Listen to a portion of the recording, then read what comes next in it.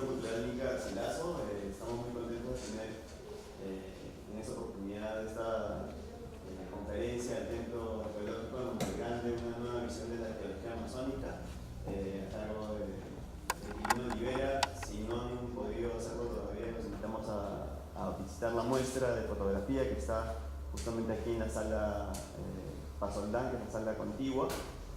Quirino, como saben, ha desarrollado todo este proyecto arqueológico en el norte de nuestro país y ha tenido, la buena idea de presentarnos esta muestra, que nosotros estamos muy contentos de albergarla aquí en el Centro Cultural. Y esta noche, Quirino, en esta conferencia, junto con el profesor Daniel Morales, van a conversar un poco sobre las experiencias en las excavaciones, en el proyecto desarrollado en Monte Grande. Y yo simplemente quisiera presentarlos. El profesor Daniel Morales es arqueólogo, licenciado por la Universidad Mayor de San Marcos, investigador, catedrático, fue jefe de la escuela también de arqueología de la universidad y se ha especializado en arqueología del periodo formativo en los Andes centrales y en arqueología amazónica, razón por la cual va a comentar seguro en extenso el proyecto desarrollado por Quirino Olivera. Y tiene una serie de publicaciones muy vasta, entre las cuales destacan las últimas, que son La tumba de los sacerdotes, La serpiente jaguar de Paco Pampa, del 2016, y El camino inca de Huambos, también del 2016. Y Quirino, por todos ustedes conocidos, es licenciado en Arqueología por la Universidad Nacional de Trujillo y doctorado por la Universidad Pablo de Olavide en España. Y ha estudiado además la maestría en Gestión Cultural, Patrimonio y Turismo de la Universidad San Martín de Porres y el diplomado en Gerencia de Proyectos y Calidad en la Pontificia Universidad Católica del Perú. Y ha publicado también un amplio número de libros y ediciones, entre los cuales destacan Arqueología Altoamazónica, los orígenes de la civilización en el Perú, de 2014, y Jaén, Arqueología del Turismo 2018, que tuvimos la suerte también de presentar aquí.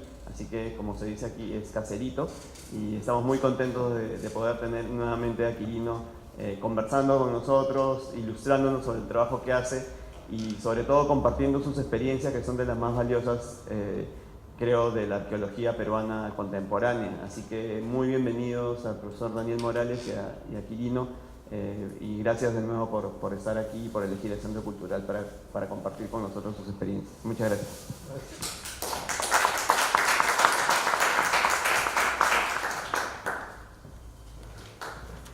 Muchísimas gracias al doctor Alejandro Neira.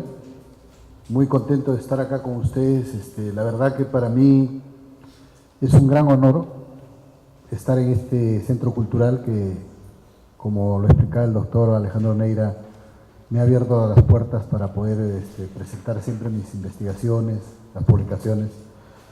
Vamos a hablar un poco de los trabajos que se están desarrollando en la parte de Jaén y Bagua, que es considerada como la Alta Amazonía, y el profesor Morales, que es el que ha abierto la huella en las investigaciones en la Amazonía, va a comentar un poco cuál es la nueva visión a raíz de estos hallazgos y por qué. Entonces voy a tratar de ser bastante didáctico en el tema, ¿no? Para ir un poco ilustrando. Nosotros tenemos esta área de investigación, que es la zona de Jaén y Bagua. Siempre cuando hablamos de Jaén y hablamos de Cajamarca, la mayoría de gente dice, estás trabajando en la sierra.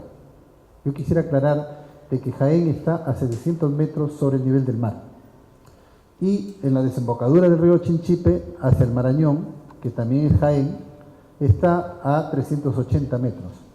Según Pulgar Vidal, que hablaba didácticamente de decir la selva baja de 0 a 500, de 500 a 1000 selva alta y de 1000 a 3600 ceja de selva. Entonces siempre me dicen, oye, estás trabajando en la ceja de selva. Siempre hay un poco esa confusión. Aclaraba un poco porque todo este clima, si bien es cierto ahora ha cambiado, pero es netamente amazónico. San Ignacio y Jaén son las provincias amazónicas de Cajamarca, que conjugan muy bien con la parte de Bagua y San Ignacio, ¿no? Siempre se pensaba que la Amazonía, todo este sector, era una zona donde no hubo un desarrollo como se conoce en la costa y en la sierra. Se creía que los pueblos cazadores-recolectores, que son un poco con rasgos similares a las comunidades nativas actuales, eran pueblos que no alcanzaron un desarrollo cultural, porque evidentemente no habían las condiciones de suelo, de una serie de elementos, ¿no? Pero a raíz de las hipótesis que manejó Tello al examinar Chavín de Huántar, al ver a este gatito que está acá, que es el jaguar o torongo, que va a estar, al igual que el león está vinculado a la realeza en el mundo del viejo continente, el felino, el jaguar o torongo, está vinculado en todos los procesos religiosos de las culturas andinas y amazónicas. Es el icono principal, en Lomoche, en Chavín, en todo. Cuando Tello examina el jaguar, el caimán, el águila arpía y una serie de elementos en Chavín de Huántar, entonces plantea la hipótesis hace que casi 100 años, dice, el origen de la civilización andina está en la Amazonía. Después envía a Rojas Ponce a excavar en Huayurco, que era uno de sus discípulos, pero ya Tello nunca logra excavar en la selva, ¿no? Y de ahí viene Donald Lathrop, que es un investigador norteamericano, y excava en Yarinacocha, en Pucallpa, siguiendo un poco esta hipótesis de Tello. Y después viene nuestro amigo, el profesor Daniel Morales, y continúa con esa línea de investigación de la Amazonía. Pero la Amazonía, a pesar de que ocupa el 60% de nuestro territorio nacional, en el Perú, ha sido muy poco investigado.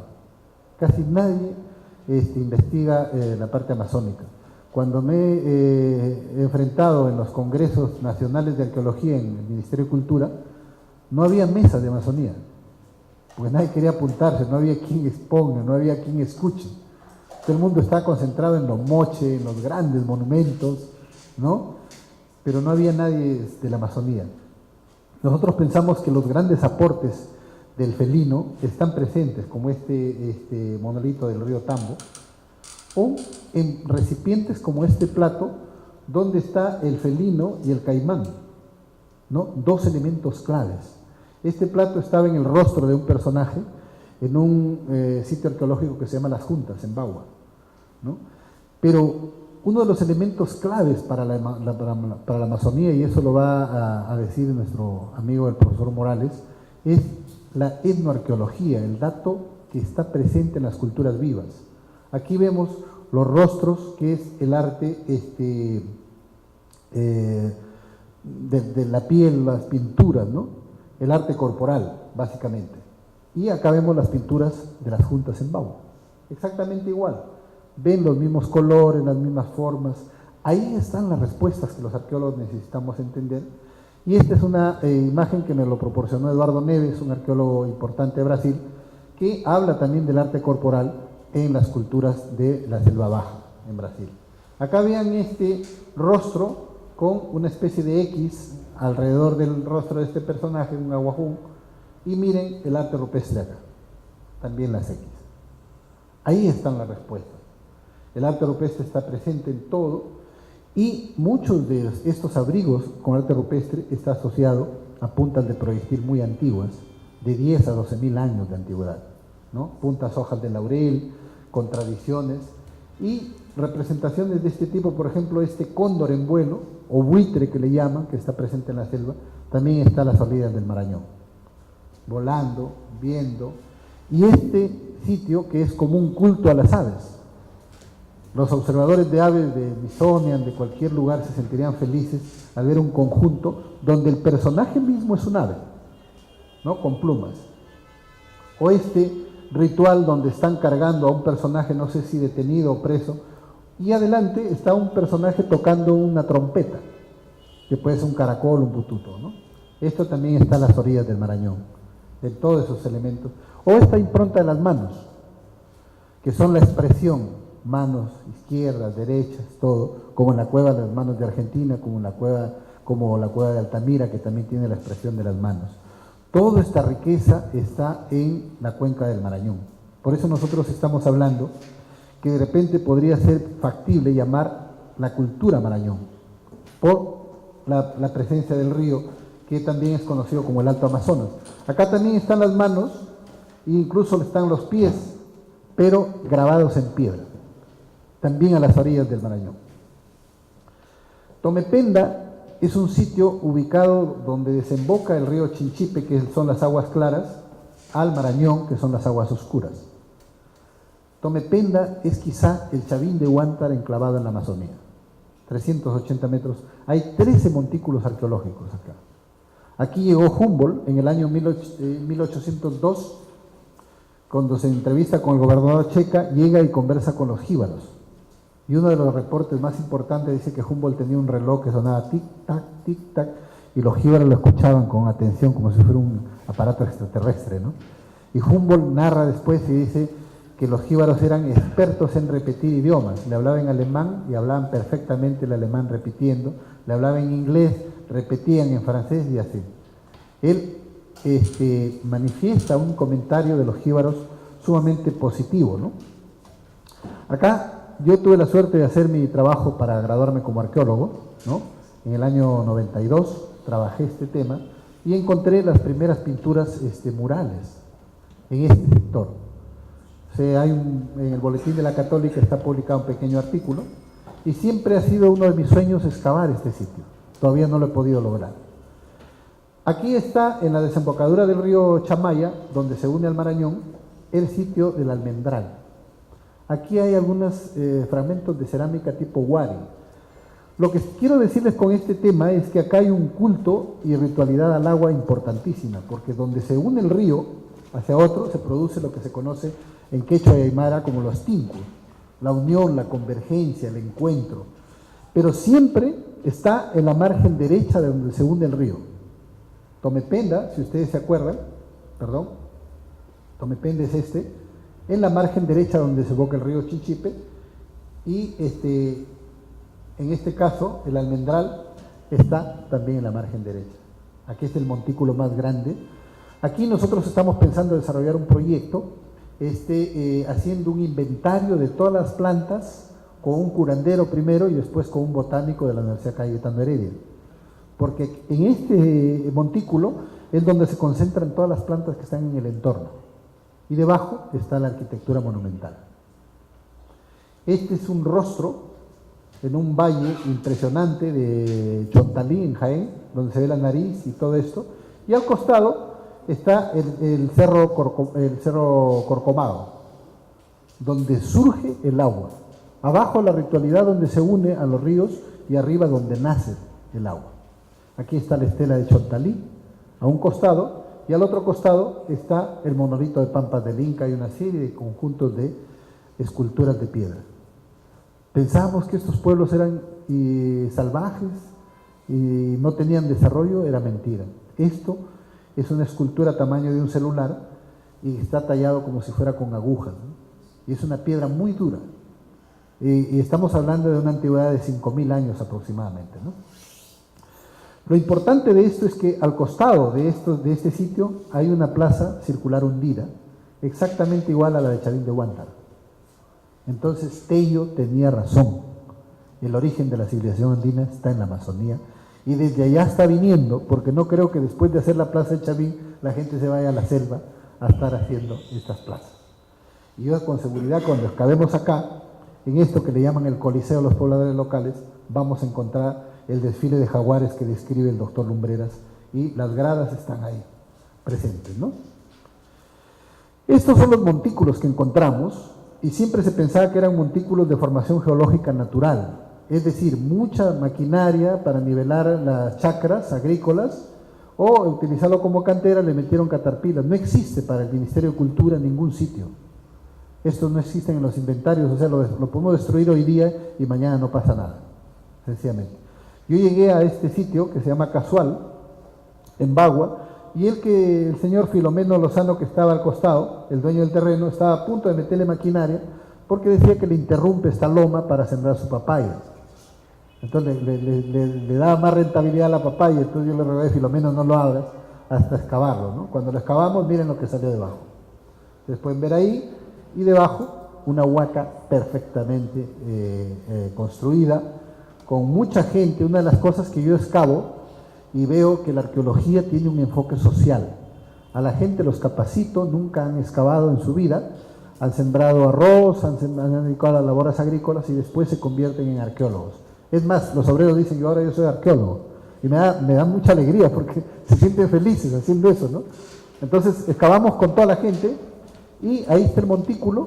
Hicimos una especie de tobogán para trasladar la tierra porque no se puede mover, esta tierra es muy arcillosa, es suave, y debajo apareció una costra tapada el montículo. Parece que estas sociedades intencionalmente cubrieron el montículo antes de abandonarlos, como que se lo ocultaron a propósito.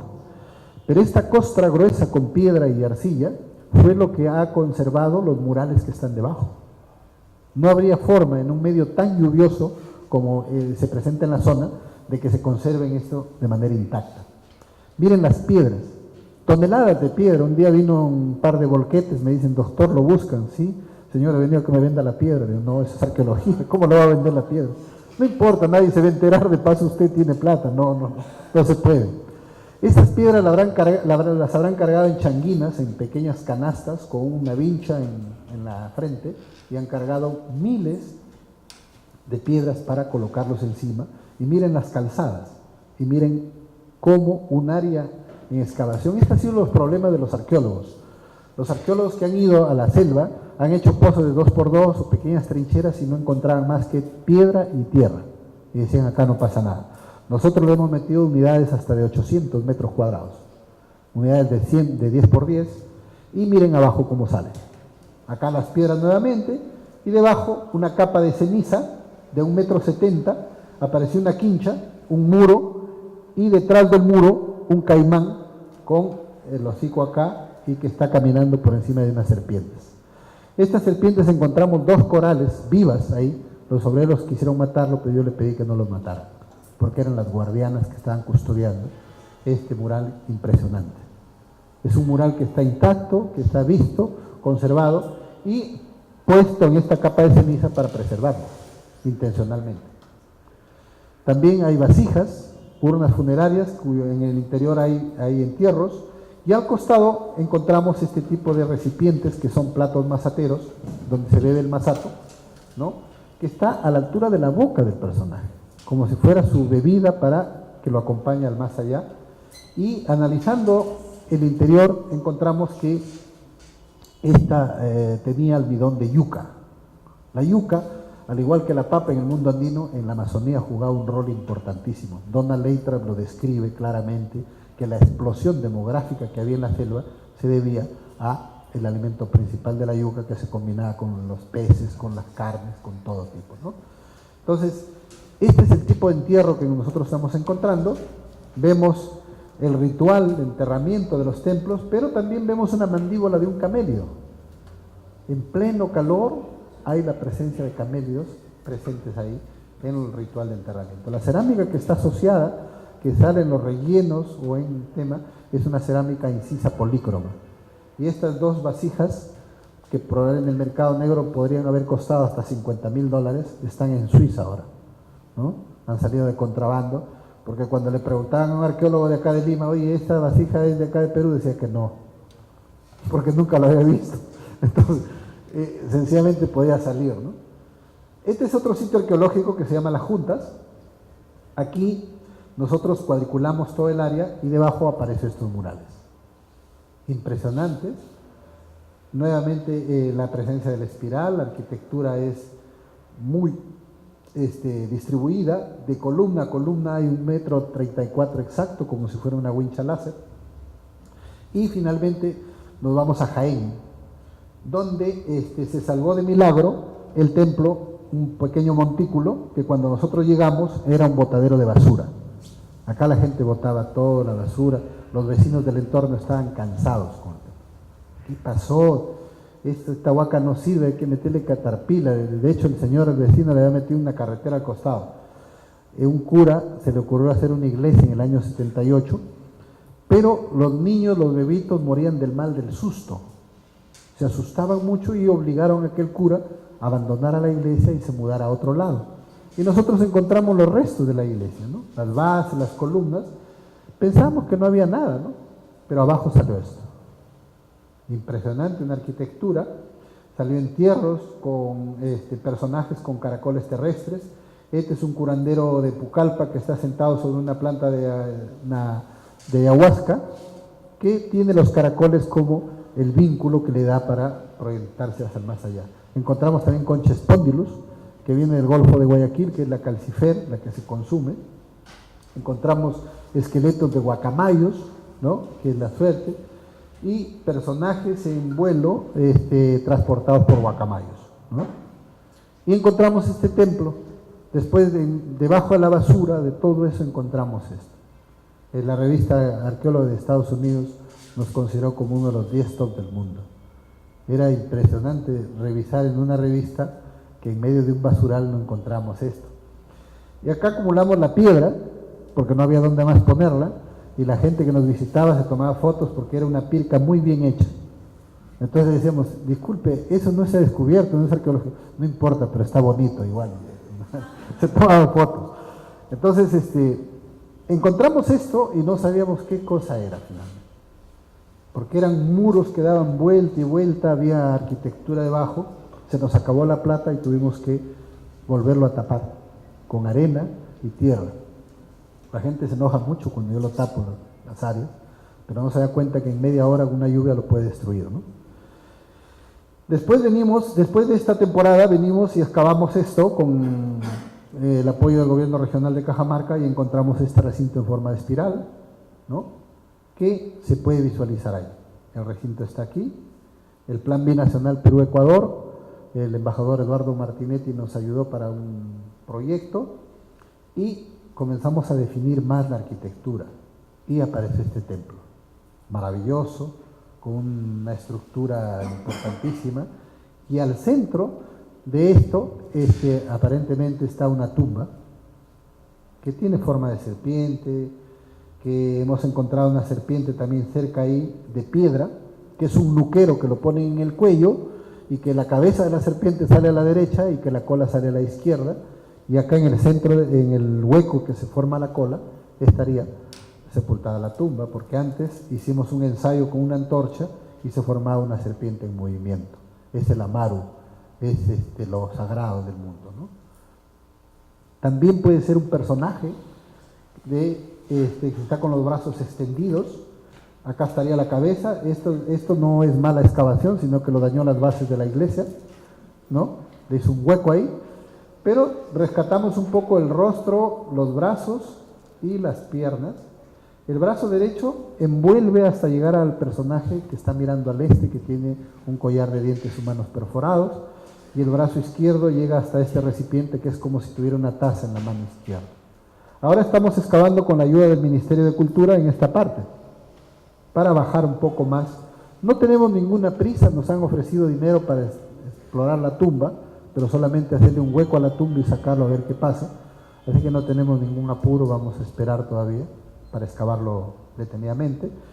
Ahora estamos excavando acá, lo van a ver más adelante. Acá están los dientes perforados y este es el personaje, mirando al este extendido, y los dientes humanos perforados. Es una toma en la noche y acá está la tapa de la tumba. Las piedras se meten por debajo del anillo central.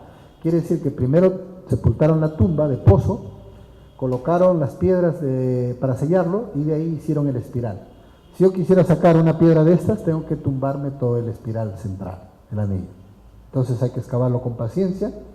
Vinieron de España el chef Jordi Roca y sacó en el diario El País un artículo que decía el templo que cambiará la historia del cacao, porque aquí debajo hay evidencias de cacao.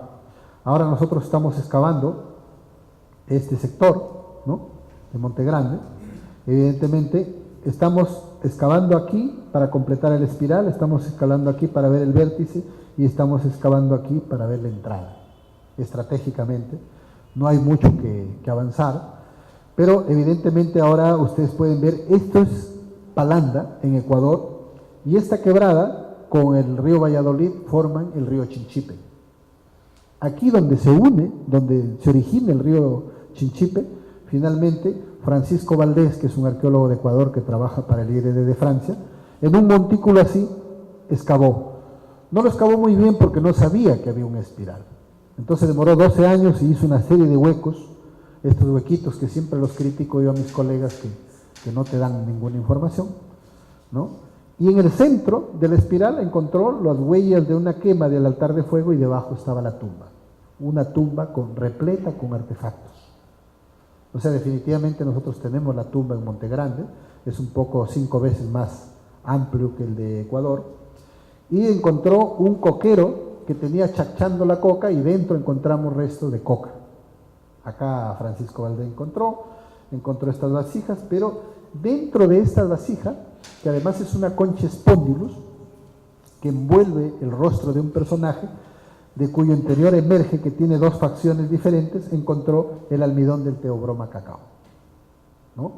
Con fechados de radiocarbono 14, con estudios de ADN, con todo, tanto en Francia como en Canadá y probablemente en Estados Unidos se hicieron, y todo eso arroja del cacao más antiguo del mundo. Nosotros tenemos esa comparación, que nosotros le llamamos cronología relativa. Acá encontró también una mazorca de cacao en piedra, pero eso antes que él excavara, esa mazorca procede de ese sitio, que es el mismo cacao nativo que tenemos en la cuenca del Marañón. Acá pueden ver, este es en Perú, en Bagua, y esta es la mazorca de cacao encontrada en Ecuador. Es lo mismo. Estos artefactos de piedra están en el Museo de Jaén, es la misma piedra roja que ustedes pueden ver acá, que es una riolita de altas temperaturas, y acá están las serpientes. Igual, y acá hemos identificado la cantera en el Cerro Campana en San Ignacio. Es aquí donde sale la piedra. Él no tiene cantera en Ecuador. Acá está Humboldt, que llega en 1802 a Jaén, pero llega detrás del árbol de la quina, porque en ese momento era como que hubiera una planta que curara el SIDA. Entonces llega detrás de la quina, de la chinchona, que lo vendían pues y lo explotaron tremendamente, ¿no? En Pomahuaca, cerca de Jaén, encontramos una botella que tiene un estilo un poco de Chavín y tiene las figuras, las esculturas de las mazorcas de cacao, ¿no? Las ranuras, y al interior hicimos algunos análisis de isótopos de carbón y encontramos que en esas muestras había ciertos almidones de cacao también, ¿no? También hay estas piezas en el año 96, cuando vine a hacer una exposición en Lima. De casualidad me topé que estas piezas habían sido incautadas en la aduana del Callao con destino a Suiza, se iba en una caja de artesanías, y el arqueólogo de acá de Lima estaba a punto de devolverlos pensando que eran falsas. Entonces, como yo trabajaba en Zipán en esa época, me ofrecí y dije, yo soy arqueólogo de Zipán, además soy perito policial y estas son auténticas. Me contacté con Walter Alba y después dijo, bueno, esta gente no sabe lo que tiene, mejor hay que llevarlo como si fuera de Zipán. Pero yo sospecho que este es de la zona de Chinchipe. Tengo varias evidencias. Y este es un collar que excavó Steve Bourget en la tumba del señor de Úcupe, en el valle de Saña, en Lambayeque. Y esta es una maqueta chimú encontrada en Huacalaluna cuando estaba vivo el doctor Santiago Uceda, quien realmente fue mi maestro, un hombre extraordinario, creo que es el mejor arqueólogo que ha tenido el Perú, ¿no? Uno de los mejores arqueólogos del Perú, el doctor Santiago Uceda de Huacalaluna. Lamentablemente nos dejó, falleció, pero él pensaba que este era un envoltorio funerario, y después, analizando poco a poco, acá hay un señor que está con un mono en la espalda. Estos personajes están hechos de chonta, y esta mazorca de cacao que está vacía por dentro está con incrustación de plumas de guacamayos de la selva. O sea, la chonta, las plumas y el cacao, todo viene de la selva. Y estaban desfilando con un ritual funerario. El cacao que está presente en todo en la zona, hay muchísima expectativa. Vino Discovery Channel, vino lo de National Geographic, lo llevé al ministro, que lamentablemente lo cambiaron 2 meses después. Hicimos una ceremonia y bueno, y estamos haciendo una serie de gestiones, una charla sobre el Seminario Internacional de Investigación de Cacao, ¿no? Fue importante. Ahí está lo del diario El País, y el trabajo con la comunidad, que es sumamente importante. Nosotros los arqueólogos no deberíamos hacer arqueología si no pensamos en la gente, en el bienestar de la gente, ¿no? En devolverle ese orgullo, en devolverle las oportunidades de desarrollo. Esta gente de la Amazonía son los más olvidados, los más rezagados, desde todos los tiempos, desde que se instaló la colonia, se cortó todo ese contacto y han vivido todo el tiempo marginados.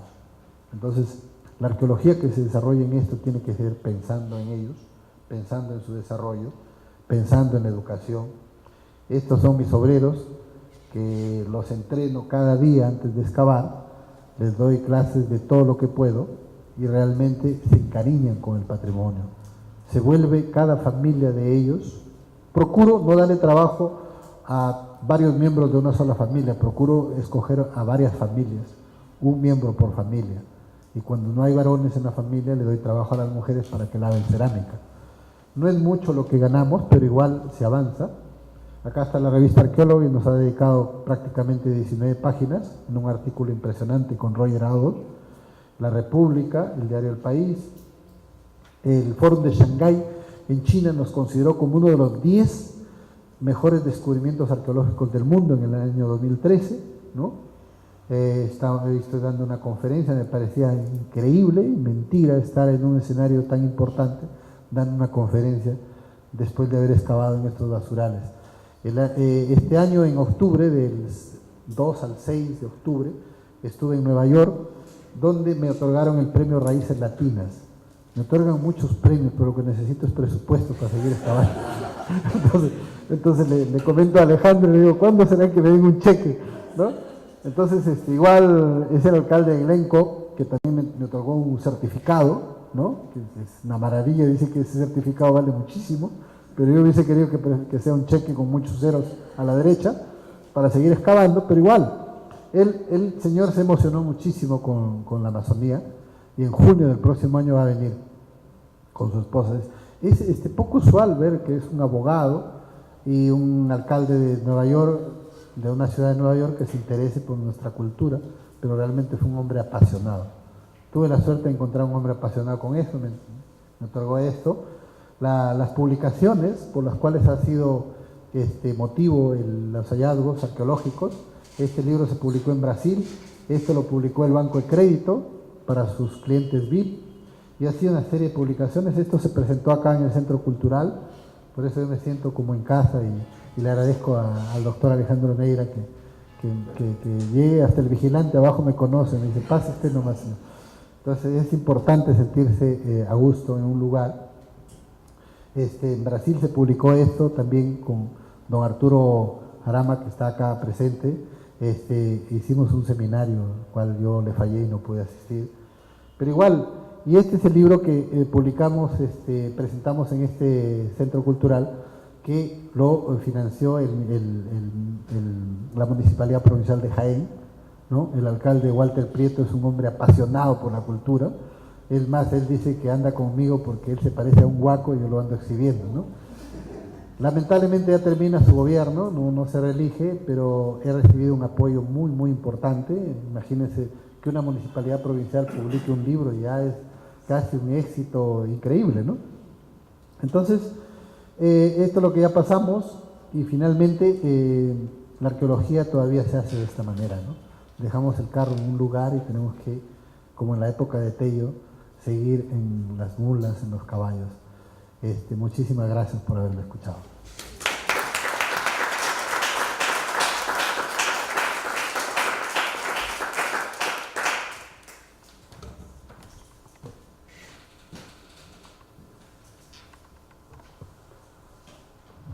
Buenas noches a todos. Bueno, yo voy a tratar he escrito algunas líneas en referencia al importante trabajo de Quirino Olivera, especialmente tomando como referencia la muestra fotográfica que ustedes mismos pueden ver en el otro salón, que el día jueves, ¿no?, se presentó, ¿no? Bien. Esta muestra fotográfica de las investigaciones arqueológicas en Jaén y Bagua, departamentos de Cajamarca y Amazonas respectivamente, realizadas por Quirino Olivera, ponen en evidencia los hallazgos de una civilización amazónica tan antigua como Caral, con más de 5.000 años de antigüedad.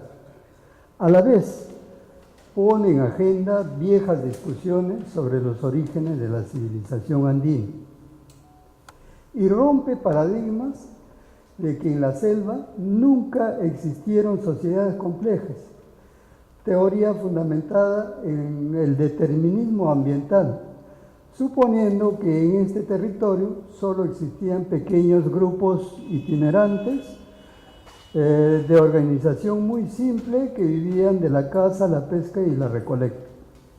Sin embargo, esta muestra y los hallazgos encontrados en Jaén y Bagua, ahora observamos que estos hallazgos son sumamente espectaculares, nunca vistos en Sudamérica, como es el caso del gran templo en forma de espiral en Monte Grande, Jaén, los cuales además trae consigo una nueva concepción del mundo hasta ahora desconocida. Frente a todo esto, una de las más importantes preguntas es: ¿fue la costa o fue la selva donde surgieron las sociedades complejas o los orígenes de la civilización? Creemos que para comprender mejor este problema es necesario hacer un recuento histórico sobre las teorías que se postularon en este debate. Los viejos planteamientos sobre los orígenes de la civilización andina es un problema planteado desde los inicios de la arqueología peruana, en que tanto el doctor Max Uhle, padre de la arqueología americana, y el doctor Julio C. Tello, padre de la arqueología peruana, se vieron enfrentados planteando teorías opuestas sobre los orígenes de la civilización andina. En los inicios del siglo XX, el doctor Max Uhle planteó la teoría difusionista, afirmando que las culturas protoides que él descubrió en la costa peruana tenían un origen mesoamericano y que en suelo peruano solo existieron cazadores primitivos. El doctor Julio C. Tello, al descubrir Chavín, planteó la teoría autoctonista de los orígenes de la civilización andina, afirmando que Chavín es la cultura matriz de la civilización andina, cuyos orígenes estarían en la selva. A partir de estos planteamientos, otros investigadores, como el doctor Rafael Larco Hoyle, priorizó la anterioridad de la cultura Cupiznique de la costa frente a Chavín en la sierra. Posteriormente se descubrieron otros sitios del periodo precerámico en la costa, que eran más antiguos que Chavín, como son el caso de Huaca Prieta, El Áspero, Salina de Chao, Alto Salaverry, Las Aldas, las cuales impusieron la teoría costeña de los orígenes de la civilización andina. Cuando todos estos grandes avances en las investigaciones arqueológicas se daban en la costa, haciendo olvidar la teoría sobre los orígenes amazónicos de Chavín, surge en 1970 la figura del arqueólogo norteamericano Donald Lathrop, con sus famosos descubrimientos de sociedades complejas en la cuenca del río Ucayali y con una antigüedad superior a 2000 años antes de Cristo. Donald Lathrop además siguió las ideas de Tello, confirmando que el gran felino de Chavín era un jaguar amazónico, que el ave de alas desplegadas que fue llamada cóndor fue reconocida por Donald Lathrop y Hernán Amán como el águila arpía devoradora de monos, que también es de la selva, y que las serpientes que aparecían en la iconografía chaví eran anacondas de la Amazonía. Además, Donald Lathrop fue un convencido de que las culturas Olmeca de Centroamérica, San Agustín de Colombia y Chavín de Perú tenían un mismo origen, que estaría en los bosques tropicales de Sudamérica. Las pocas investigaciones arqueológicas en la Amazonía peruana, frente a las innumerables investigaciones en la costa, donde el sitio arqueológico de Caral acaparó la atención de estos últimos años, haciéndonos olvidar a los arqueólogos las hipótesis sobre los orígenes amazónicos de la civilización andina, imponiéndose más bien la teoría costeñista sobre estos mismos orígenes. Hoy, con la presentación de estos hallazgos arqueológicos de Monte Grande, en la selva de Jaén, territorio peruano, y los hallazgos similares de Francisco Valdés en la cuenca del Amazon, en la cuenca amazónica del río Zamora y Chinchipe en el Ecuador, se pone en cuestionamiento viejos paradigmas teóricos que gobiernan el mundo académico dominado por las teorías deterministas y difusionistas, con una visión errónea del proceso de desarrollo de las sociedades andinas y amazónicas. Teoría que no ha querido reconocer el gran desarrollo y el aporte de las culturas amazónicas al surgimiento de las sociedades complejas o orígenes de la civilización andina.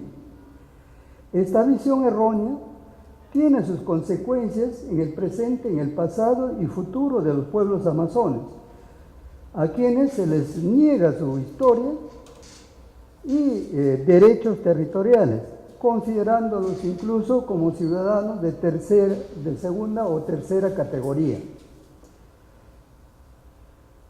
En este sentido, las investigaciones de Quirino Olivera no solo es importante por sus aportes científicos al debate de los orígenes de la civilización andina, sino también porque les ha devuelto a estos pueblos su verdadera identidad y autoestima de grandeza, que tanto lo necesitan en un momento histórico muy difícil para los pueblos amazónicos. Los descubrimientos de una civilización temprana en el Alto Amazonas, con una antigüedad superior a 5.000 años, hoy compite cronológicamente con Caral en la costa. Sin embargo, debemos aclarar que ambas civilizaciones son tan distintas que nos plantea que antes de buscar un solo origen, nosotros apostamos por la gran diversidad del desarrollo de las civilizaciones tempranas en territorio peruano. Diversidad que nosotros la hemos planteado cuando descubrimos en la cuenca del río Chambira, tributario del río Marañón, en la llanura amazónica, la cultura chambira, con una antigüedad similar a las anteriores,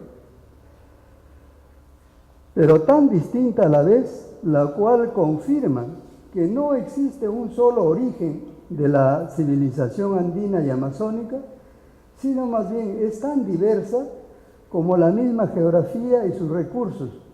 Y es eso, la característica megadiversa que se nota en todo el proceso de desarrollo de las culturas andinas, y es también la razón del por qué los hace diferentes a las otras culturas del mundo.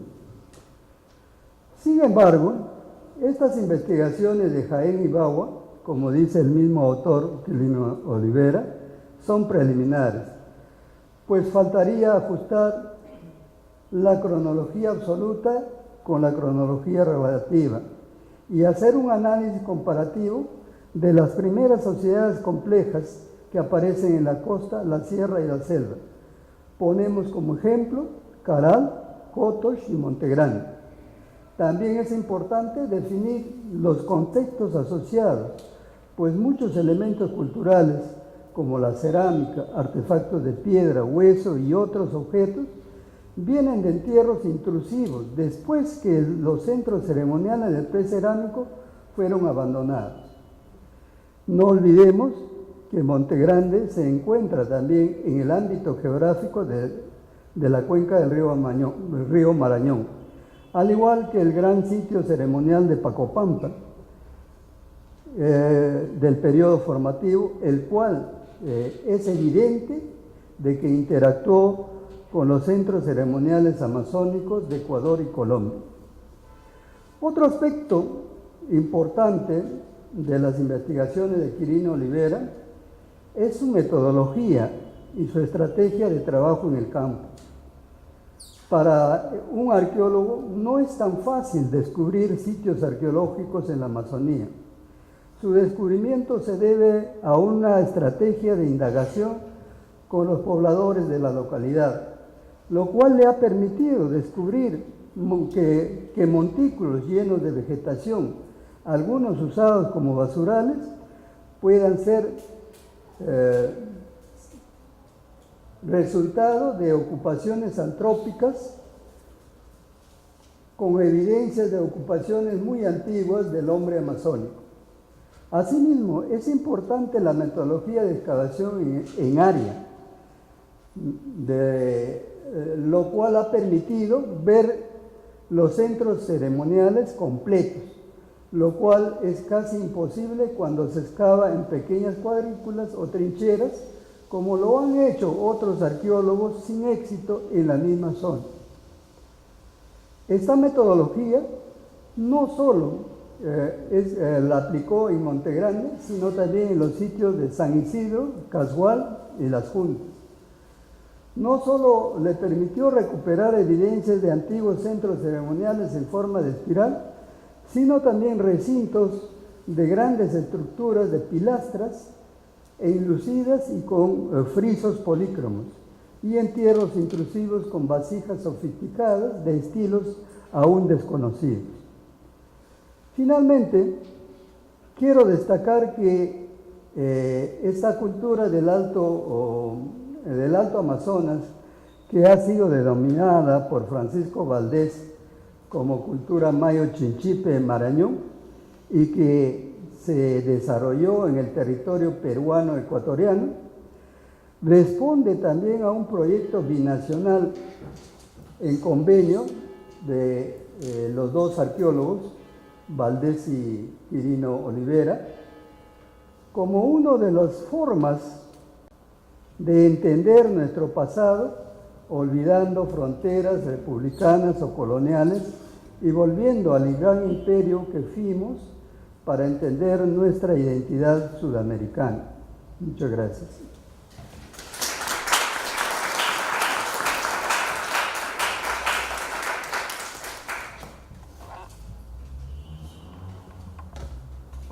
Si hubiera alguna consulta de repente de parte del público, por favor, con mucho gusto. Usted ha revolucionado la forma como se excava arqueológicamente. Aparentemente se enseñaba en las facultades de arqueología una técnica, todo esto implica una técnica de excavación. Y al plantear esa excavación que usted hace es otro enfoque. Yo tengo la impresión de que es mucho más costoso su técnica que la utilizada tradicionalmente o la que se enseña en las facultades de arqueología. ¿Cómo se le ocurrió eso y cómo financió eso? Gracias. Lo que sucede es que ahora, yo trabajé casi 15 años en Zipán y cada vez que daba conferencias internacionales siempre me preguntaba la gente al terminar: oiga, ¿usted excavó en Zipán? Y me da vergüenza decir que no, porque yo era simplemente un gestor. Ahí excavó Walter Alba con su equipo, ¿no? Yo nunca excavé en Zipán. Y cuando llegó un momento en que esa fuerza era demasiado en mí, me comencé a planificar de regresar a la Amazonía, donde hice mi proyecto para graduarme como arqueólogo, como licenciado. Y combinamos un poco las experiencias de la costa y de la sierra. Y las experiencias nos decía, leímos algunos libros, por ejemplo, el decapage de los franceses, ¿no? El decapaje que va muy lento y cosas así. Y el otro tema, básicamente fue, como decía Daniel, la gente local. Ayudó muchísimo porque mientras esperaba que construyeran una cobertura, un señor me decía: yo sembré mis yucas y ahí sale un montón de piedras. Cuando yo araba con yunta, el arado se paraba cada rato y salían surcos de piedras. ¿Dónde? Ahí. La única manera de poder encontrarlo era con grandes áreas y quitarle la capa de encima lentamente, barrerlo. Nosotros lo barrimos todo, las áreas, para encontrar hasta el más minúsculo. Estamos excavando ahora con 20 obreros en el campo, con el Ministerio de Cultura, y hemos encontrado un dije de piedra, casi al tamaño de mi uña, un poco más pequeño, largo, que solamente se puede tallar con una aguja. Tenemos que cernir la tierra que está ahí. Entonces vamos aprendiendo. Gran parte de lo que yo he presentado ahora se lo debo a la gente local. Y mayormente esa gente local es gente del campo, gente de la agricultura. Porque el que esté en la ciudad, en Jaén, anda con su arete, con sus tatuajes, anda con 2 teléfonos, ¿no? No tiene de repente para comer, pero tiene 2 teléfonos. Entonces hay que cuidarlos que excaven, porque paran hablando con un teléfono, con el otro. Entonces, ¿cuál es la metodología que tengo yo? Es traer a esa gente del campo que viene, no tiene teléfono, tiene su DNI, y viene por el sueldo a excavar lo que le piden.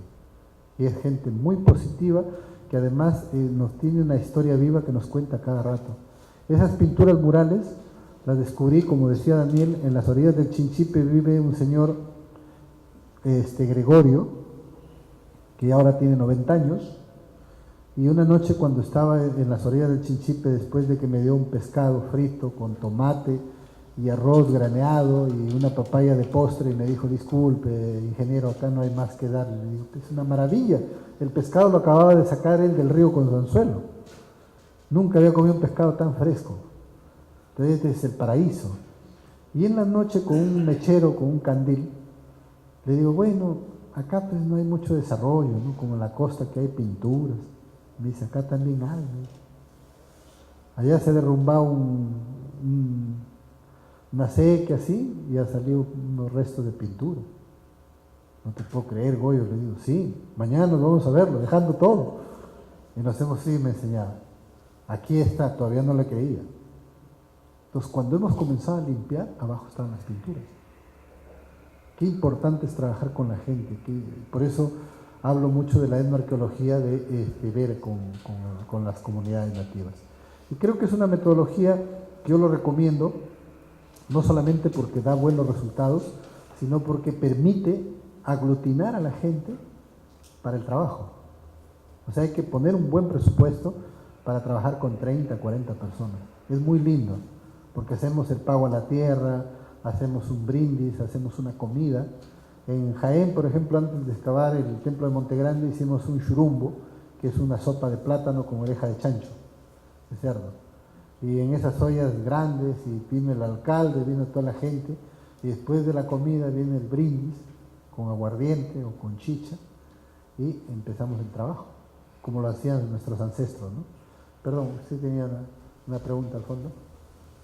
Buenas noches. Con relación a los niños que se habían muerto de susto a fines de los 70, inicios de los 80, ¿el chamán de casualidad le dio alguna explicación respecto a eso? Si es que de repente los espíritus de la huaca los estaban llamando, una cosa por el estilo. Gracias. Sí, cuando llegamos nosotros a Monte Grande en el 2010, buscamos siempre un curandero para hacer un pago a la tierra. Y de los 3 que consultamos, ninguno quiso ir a la huaca. El último, que era de Fil Alta, saliendo de Jaén, le dijo a mi amigo Ulises, que me acompañaba, a convencerlo, y le dijo: fregaba, eres Ulises, ¿no? Me quieres entregar esa huaca, es brava, es la más peligrosa de acá. Entonces, hasta ahora nosotros lo trabajamos con respeto. Hace poco había una contadora que forma parte del equipo, y dice que sintió un frío por el pie y de pronto se asustó. Yo viajé a Ecuador y su marido me llamó y me dice: ya mi mujer no come hace 4 días, está echada en la cama, no sé qué hacer. Entonces tuve que llamar a uno de mis obreros y le pregunté: oye, Tomás, tú me contaste que el 2010 se asustó un señor acá, ¿quién lo limpió? ¿Cómo fue? Y efectivamente se fueron detrás de ese señor, que se llama Don Sixto. Es un señor que conoce la huaca y lo tuvo que limpiar en la huaca. No sé, o sea, a mí particularmente no me ha asustado porque siempre voy con fe, pero todos narran que los bebés ahí morían del mal del susto en esa época. Y por esa razón fue que se abandonó, porque la vista panorámica del sitio es impresionante a la ciudad, es sumamente importante. No creo que tengo ninguna foto de acá. Creo que esa por ejemplo, la iglesia estaba acá en la cima, y de que se ve todo Jaén, se ve todo el valle. O sea, es precioso para hacer una casa, una iglesia, ahí estaba magnífico. Pero la presión de la gente le obligó al sacerdote a abandonar la iglesia. Yo pienso de que realmente estos centros ceremoniales son lugares sagrados, pero también tienen mucha carga de energía, muy fuerte. De hecho, el arqueólogo que vino de Ecuador a excavar conmigo, que solamente lo traje por 2 meses, era un moreno de 1,90 m, ya la gente me comenzó a fastidiar y me dijeron: qué buen negro te has conseguido. Entonces no sabía si correrlo por eso, pero igual pasó los 2 meses y Julio, que se llamaba el amigo, me dijo: Quirino, nunca he estado tan bien en un sitio y contigo de líder, yo me quedo. Y le dije: Julio, pero no hay dónde pagarte. No importa, veré cómo me mantengo, traigo grupos de Ecuador, igual les cobro y me quedo. Entonces le digo a mi mujer: yo no sé cómo votar a este arqueólogo. Dice que se va a quedar, le pago, no le pago, ¿no? Entonces,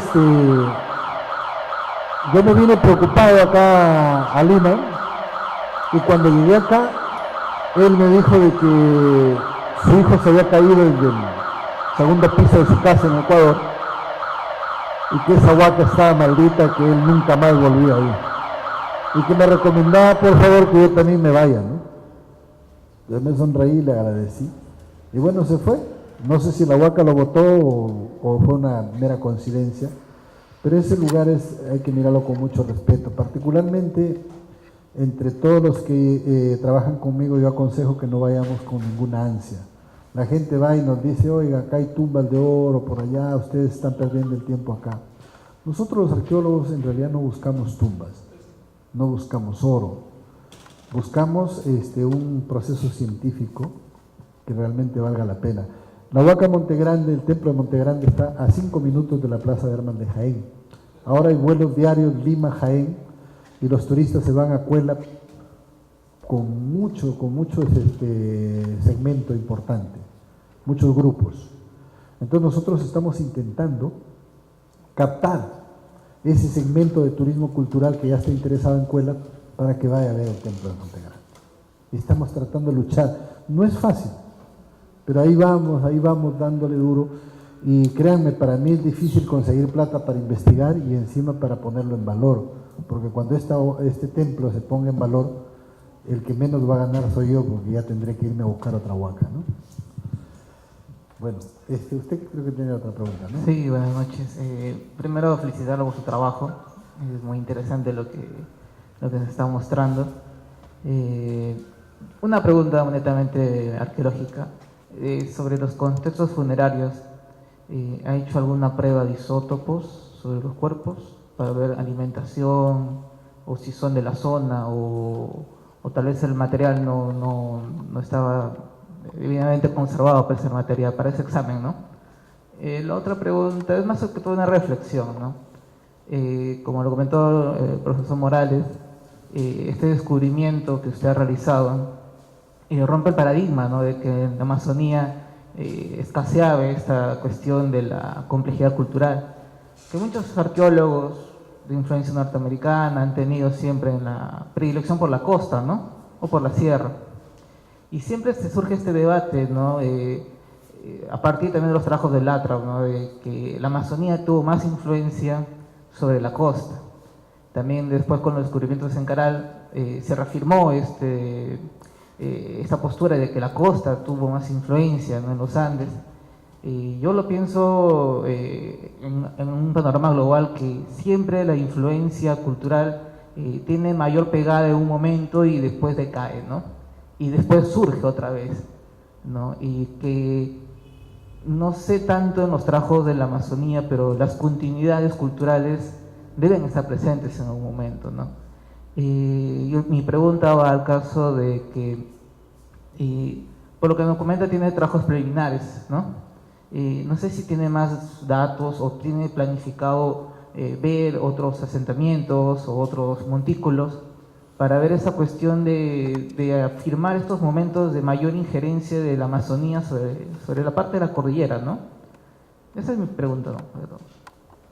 Gracias. Bueno, le voy a pasar a Daniel también para que me ayuden en algunos temas, pero para empezar, los restos óseos salen bastante maltratados, casi son como galleta, uno los coge y se deshace, salvo algunos como el que hemos visto ahí, que hemos hecho algunos estudios del diente, de las células internas, pero nada importante porque nuestros presupuestos también son bastante limitados. No tenemos a veces recursos para pagar a un especialista que vaya, que tome eso. Pero en el futuro necesariamente tenemos que hacerlo. Vamos a tener que hacerlo. Ahora, de la Amazonía no me cabe la menor duda de que aquí la ocupación retrocede mucho más atrás.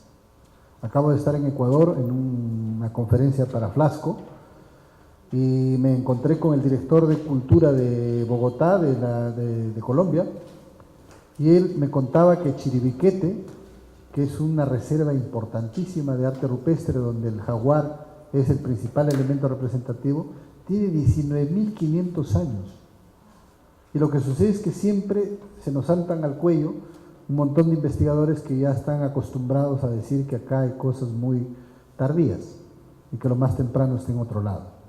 Entonces ya se le han saltado a ellos diciendo que no, que es mentira, que hay que probar de nuevo. En realidad nosotros no tenemos que mostrarle a nadie. Nosotros tenemos que hacer un trabajo científico y punto. Va más allá, va más atrás, va más luego, no nos interesa.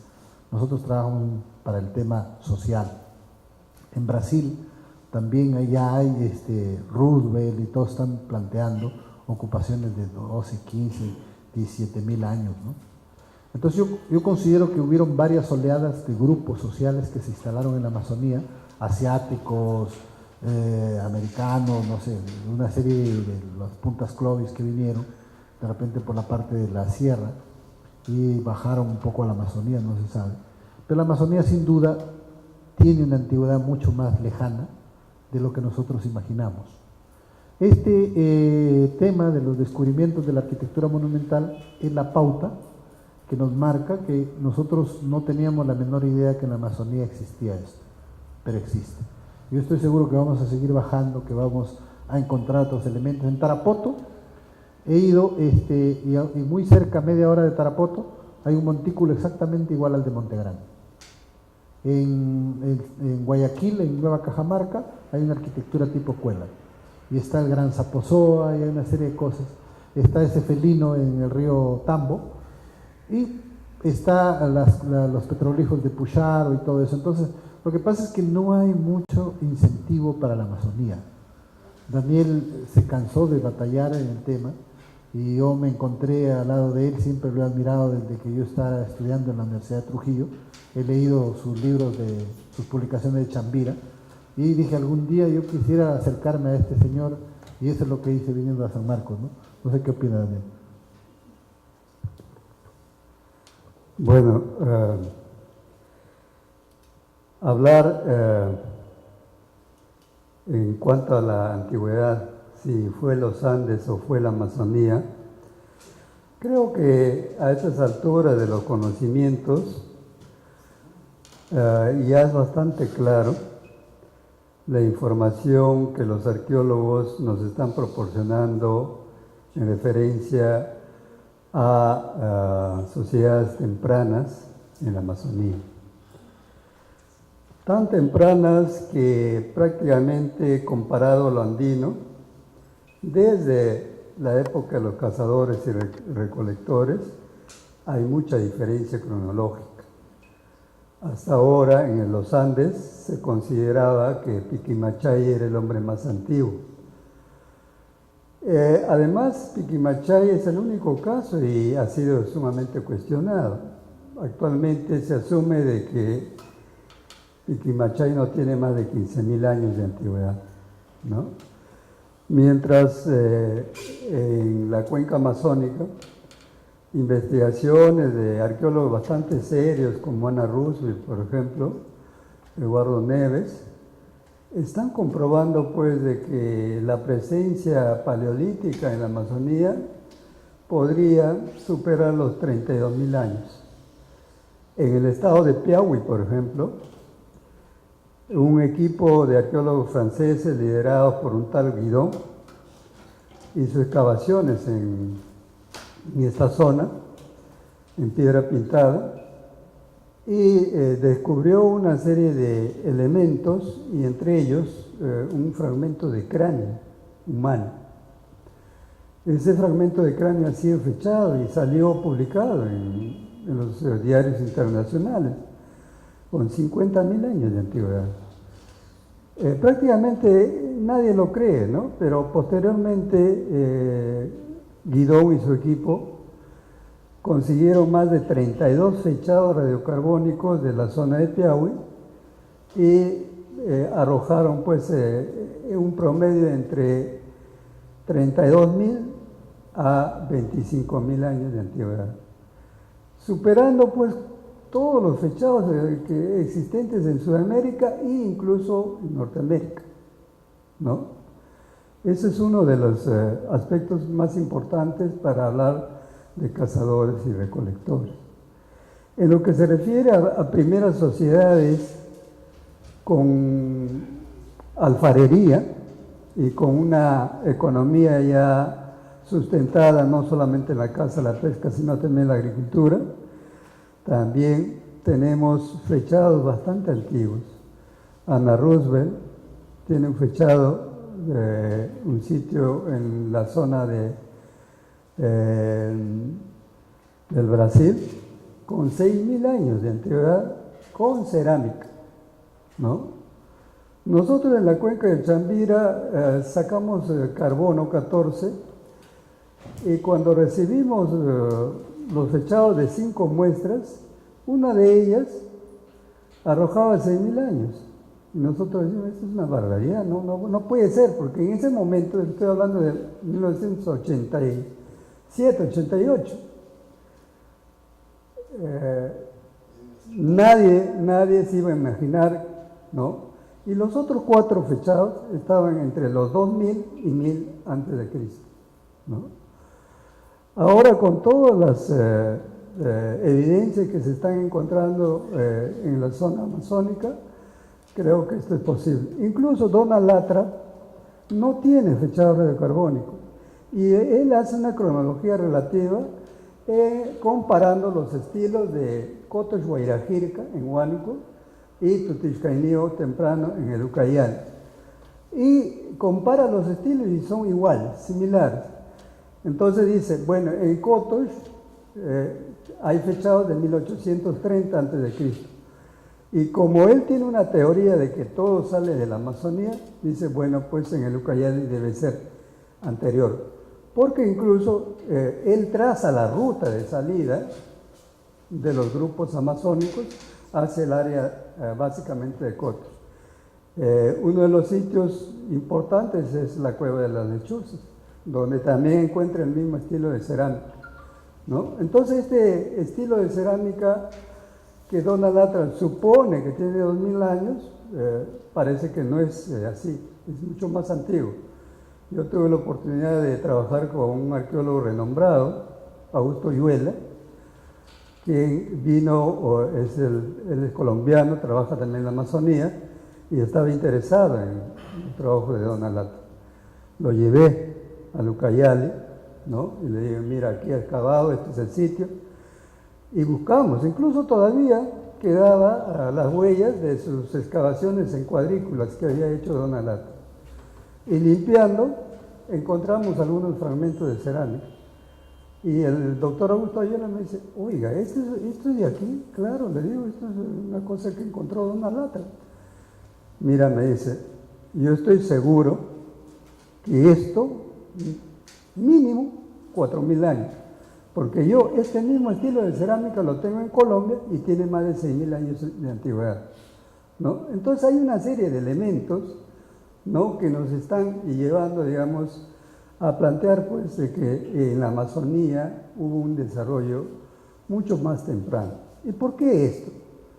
Yo al menos he planteado una hipótesis, de las migraciones, ¿no? Yo señalo que hay 3 rutas. Una es la costa del Pacífico, otra es el área andina y el otro es el área amazónica, ¿no? Y leyendo, digamos, algo sobre paleoclima, ¿no? Y aquí hay muchos aportes de biólogos, geólogos, geomorfólogos, etcétera, ¿no? Que han aportado y plantean de que en la Amazonía toda la vida no fue amazónico, no fue selvático. Hubo etapas de desecamiento de la Amazonía, donde la Amazonía cambiaba de panorama porque el índice pluviométrico bajaba prácticamente casi a 0 y el calor era persistente. Entonces rápidamente los bosques se desecaron y se convirtieron en llanuras desérticas con refugios de bosque en las zonas más húmedas. Esa teoría está probada y es una teoría que lo han planteado individualmente sin tener ninguna conexión, geólogos, geomorfólogos, biólogos, que han averiguado incluso cómo hubo la especiación en la Amazonía, siendo un territorio tan homogéneo, no podían explicar ellos cómo se dio la especiación. Y la única forma es que se dio cuando esto se separó en islas, con refugio de bosque. Ahí evolucionaron de forma diferente y se formó la diversificación que ahora tenemos en la Amazonía. Entonces ellos plantean que hubo 2 etapas, ¿no? Una etapa que está entre los 21.000 años a los 10.000 años antes del presente, donde se convirtió en sabana árida con refugio de bosque. Esto permitió, digamos, de que el estrecho de toda la parte central de América, ¿no? Guatemala, México, todas esas zonas, que es sumamente boscoso, se convirtiera, digamos, en una sabana y fue, digamos, de libre tránsito, no solamente de los seres humanos, sino también de animales, ¿no? Que migraban y se intercambiaban. Es muy posible que en ese momento se hayan dado las primeras migraciones y es más posible de que ellos hayan seguido la ruta amazónica, porque el área costera, como ustedes saben, la costa es un desierto. Y cuando el hombre era cazador no había los valles, pues, no existían los valles son una hechura del hombre, eso decía Pablo Macera, por ejemplo, ¿no? Entonces era un desierto con ríos que cruzaban y no era pues aparente, digamos, para la vida del cazador. Por eso es que el paijanense, que tiene más o menos 11.000 años, vivía de la pesca, no de los recursos marinos, porque en el área costera no había recursos como para que pueda subsistir cazadores, ¿no? Y en la sierra existe el otro problema, que el doctor Bonavía lo explicaba muy bien, es la adaptación a la altura. El hombre no se puede adaptar tan fácilmente a la altura, de tal manera que eso es un proceso que dura casi 3 siglos, ¿no?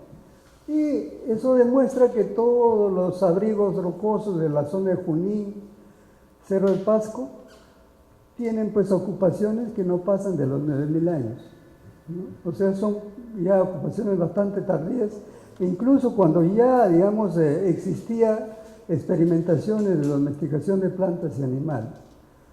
En cambio, la llanura amazónica pues era un pase libre, llanura, con refugio de bosque, donde había una flora y una fauna típica, digamos, de sabana árida. Entonces, esa es la razón por la que habrían llegado primero las poblaciones desde épocas muy tempranas a la zona amazónica, ¿no?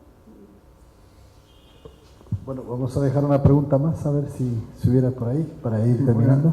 Sí, felicitaciones y rápidamente. Una, definir cuál sería el nombre de cultura. ¿Valle Chichipe Marañón o solamente cultura Marañón? Una segunda, por ejemplo, Monte Grande estaría ubicado en el formativo o en el arcaico. Y en los fechados más antiguos de cacao de México, comparados con los de Perú, ¿cuál es la diferencia? Ya, gracias. Bueno, Francisco Valdés, que es el arqueólogo ecuatoriano que ha investigado en Palanda, él plantea la cultura Mayo, Chinchipe, Marañón para incorporar un poco el trabajo de sus investigaciones. Y quien les habla un poco se centra más en el tema de llamarlo cultura Marañón, porque el Marañón es como la columna vertebral, es también considerado el Alto Amazonas. Y cuando miden el río Amazonas, miden desde la naciente del río Marañón. Entonces, el Marañón, tanto por el conjunto de ríos que lo alimentan a lo largo desde su origen hasta la unión donde se forma finalmente con los otros ríos en la selva baja para desembocar en el Amazonas, lleva un conjunto de desarrollos culturales y sería mucho más fácil. Mayo, Chinchipe, Marañón también es respetable porque incluye Marañón, pero es razonable pensar que Francisco quiere incluir Mayo, Chinchipe por el territorio donde están sus investigaciones. Pero creo que las culturas más fácil de determinar es, para nosotros en el caso del territorio peruano, es cultura Marañón, porque incluso hay un fruto Marañón en la selva, porque incluso hay un conjunto de elementos que están identificando a un determinado desarrollo cultural en esta zona, que incluso se proyecta casi hasta la zona de Huánuco, ¿no? Y va marcando algunas pautas ya con el Ucayali y el Guayaga y todo eso. En cuanto a los fechados, evidentemente Monte Grande, nosotros hemos sacado hasta ahora 14 fechados de radiocarbono 14 en Beta Analytic en Miami, y todos están arrojando casi 5.300 años de antigüedad para este tipo de arquitectura en forma de espiral. ¿Eso qué significa? Que si está arrojando esta antigüedad para la arquitectura, la base del montículo, que todavía no hemos excavado, o para que lleguen a ese nivel de desarrollo, han tenido que arrancar por lo menos 7.000 años o 6.000 años, haciendo un estimado grueso, ¿no? Entonces me imagino de que ya al nivel que vemos en Monte Grande, vemos un perfeccionamiento arquitectónico, con técnicas constructivas. La arquitectura en tierra es sumamente compleja, además con canto rodado, con piedras seleccionadas. Realmente algunos probablemente están muros enlucidos, como en las gradas de más adelante, que vemos en este caso, por ejemplo. Yo pienso que el templo en espiral está vinculado a lo antiguo, pero este sería el núcleo del templo, y la tumba estaría sepultada en el núcleo central del templo. ¿Qué sería esa parte enlucida? Son bastante preliminares los trabajos, entonces estamos un poco aproximándonos, no podemos determinar. No recuerdo un poco la otra pregunta, que era relacionada con ¿qué? Sobre el cacao. Bueno, el Francisco Valdés tiene como 32 fechados, mencionaba en tema de cacao. Hay una genetista, Claire Lanao, del Chirac de Francia, es la que ha hecho los estudios. También a Sonia Zarillo de Canadá, han hecho los estudios de flotación, han hecho todos los estudios. Nosotros específicamente, por las características y la cronología relativa que estamos manejando, pensamos que la tumba, con la antigüedad que estamos teniendo y con todas las características, aquí estaría también evidencia del cacao más antiguo del mundo, pero todavía no lo tenemos en contexto.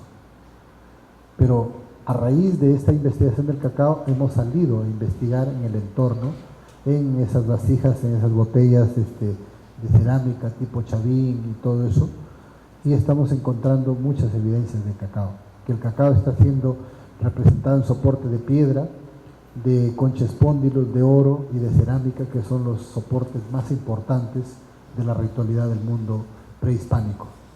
Entonces creo, además, que estamos cruzando con las informaciones. Acá tenemos a dos científicos del cacao que nos acompañan esta noche, está Ever y la doctora Marlene Ramírez, que están ellos haciendo un estudio de todo lo que es el cacao actual, genético, el cacao porcelana, el blanco y todo eso.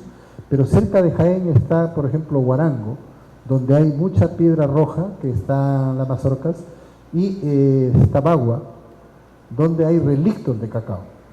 Quiere decir que estos espacios o medios geográficos, nichos ecológicos importantes, fueron utilizados probablemente en la domesticación y uso del cacao hace miles de años, y que ahora siguen produciendo uno de los cacaos más finos que se están exportando a Europa, Francia, Bélgica, Japón y Alemania, ¿no?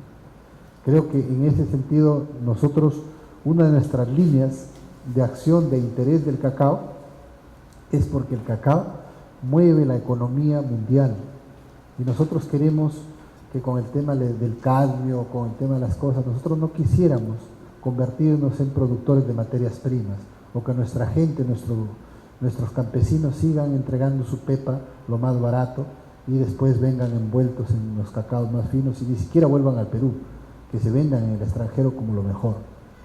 A mí me gustaría que algún día formemos cadenas productivas, pequeñas mini fábricas, y desarrollo de la mano del turismo, que la gente venga a saborear nuestro cacao local, con una retribución directa en la economía de estas familias que realmente...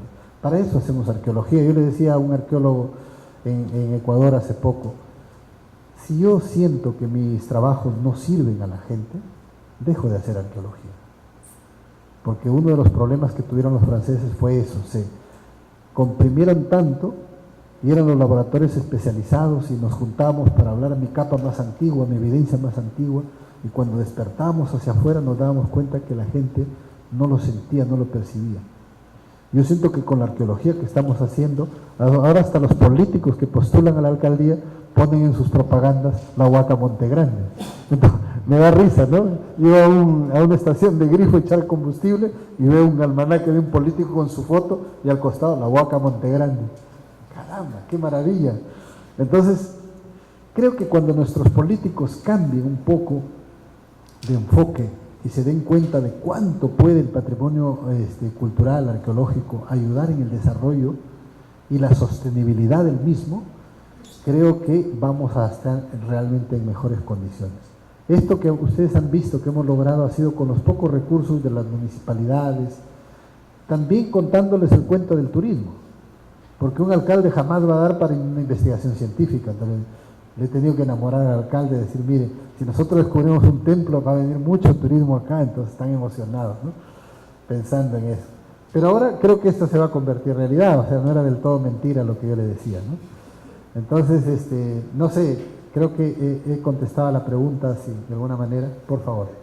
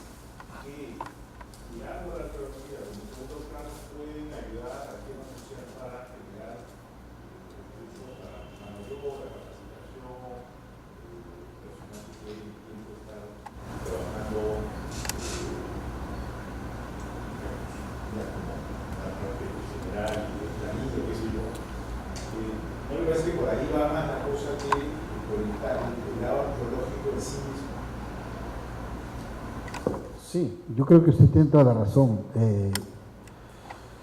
Nosotros realmente, si enfocamos o vemos a la arqueología como un eje transversal, integral, involucra varias cosas.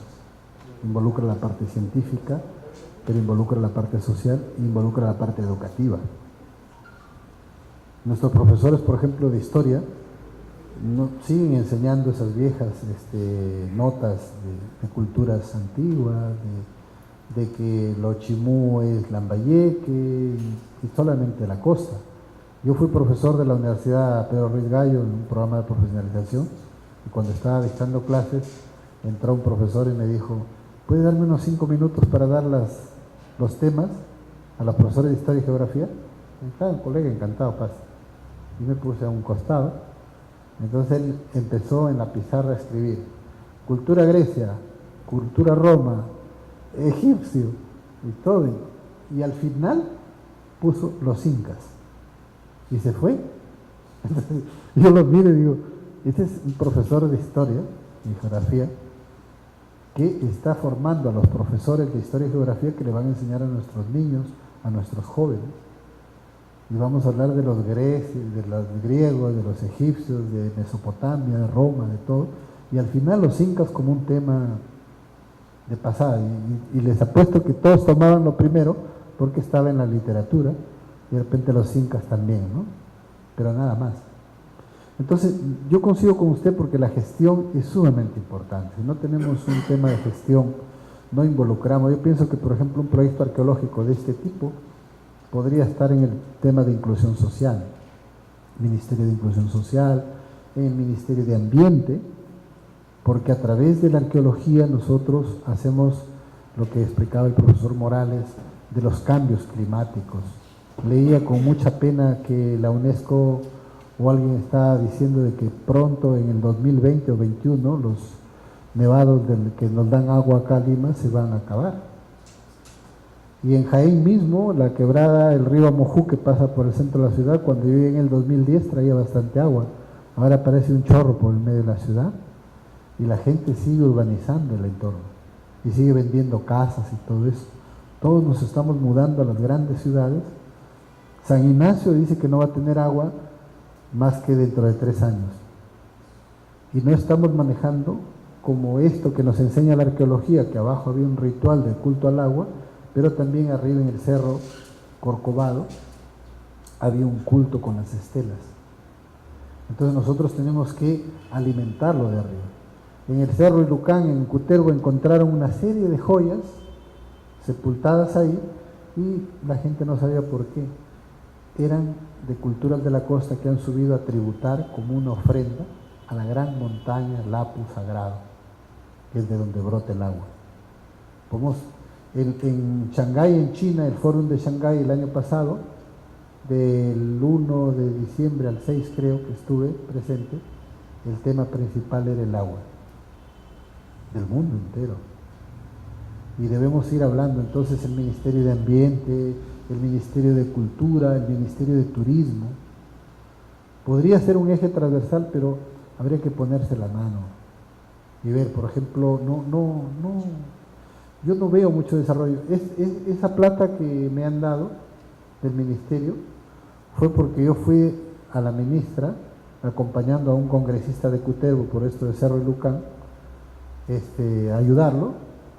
Y de pronto la ministra trapeó el piso con el congresista, porque además no tenía mucha información. El congresista iba a pedir un museo. Señora ministra, queremos un museo para Cutervo. Y la ministra le dijo, congresista, ¿usted me pide un museo? Hay 63 museos del Estado, por el amor de Dios, y no hay ni para papel higiénico. Nosotros estamos hasta acá, no sabemos qué hacer. Entonces el congresista quedó.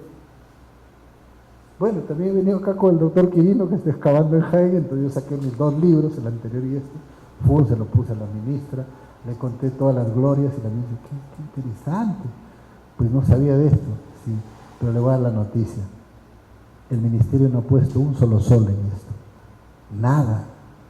¿Y cómo se me pone el corazón, ministra, cuando escucho que en la unidad ejecutora Nailán, en Lambayeque, usted se tiene que gastar 800,000 soles en el Cerro Saltur porque ya se acaba el año? Sí o sí, en cualquier cosa. Yo con 50 o 100,000 soles adoro para hacer algo. Por el amor de Dios, la Amazonía ocupa el 60% de nuestro territorio, ministra. La ministra se quedó estampada. Me dijo, oiga, ¿usted piensa que hay una tumba? Bueno, yo pienso que sí, 80%. ¿Y cuánto necesita para excavar la tumba? $200,000. Perfecto. Si yo lo consigo, usted lo excava, por supuesto, ministra.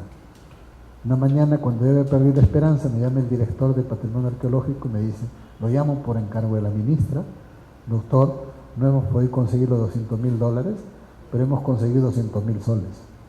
¿Usted puede hacer algo con eso? Bueno, excavar la tumba no puedo, porque además es época de lluvia, ya se acaba el año, pero de hacer algo, por el amor de Dios, yo quiero hacer todo lo que fuera con lo que me den. Inmediatamente me puse a hacer el proyecto, armé todo, la burocracia seguía. Cuando estaba en el campo con los 20 obreros excavando, me llamaron y me dijeron que hay problemas financieros, que ya no hay 200.000, sino que había 100.000. Y ahora he venido acá, aparte de dar esta conferencia magnífica y compartir con ustedes esta noche maravillosa, para empujar que me paguen, porque tengo a los 20 obreros que ya me han hecho una huelga. La ministra se fue, el viceministro también, y no sé ni con quién tratar. Lo que estoy pendiéndole velas a los santos, ojalá que me paguen, ¿no? Porque ¿con qué cara llego yo a la gente al campo que están trabajando? Lo único que hice yo de alivio es sacar de mi cuenta lo poco que tenía y darle unos 300 soles a cada obrero. Eso me costó 6.000 soles, pero ya de ahí no sé cómo voy a hacer. Entonces estoy todos los días llamando por teléfono. En la mañana le llamé la atención a un tipo que me andaba paseando y me decía llámeme más tarde, me llame mañana y un poco más y me lo paso por el teléfono. Pero bueno, son temas de gestión que realmente se tienen que hacer.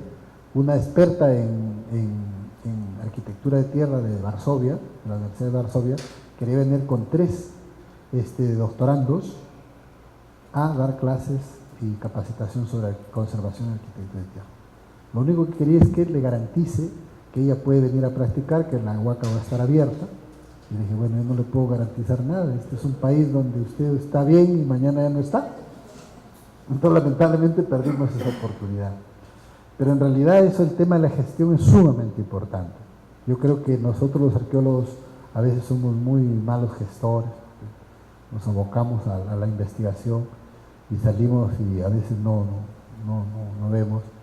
Y creo que la arqueología cada vez más necesita ser más multidisciplinaria.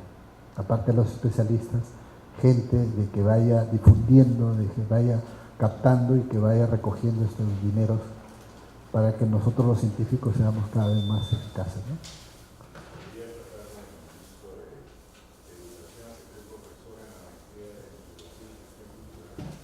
Ah, buen dato.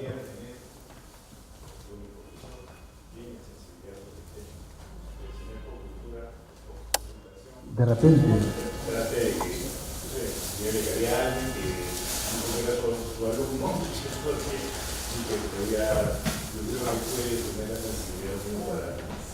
Excelente, muchísimas gracias. Hay que hacerlo. Gracias. Bueno, muchísimas gracias, no quisiéramos cansarlos, de verdad que un aplauso muy fuerte para el profesor Morales.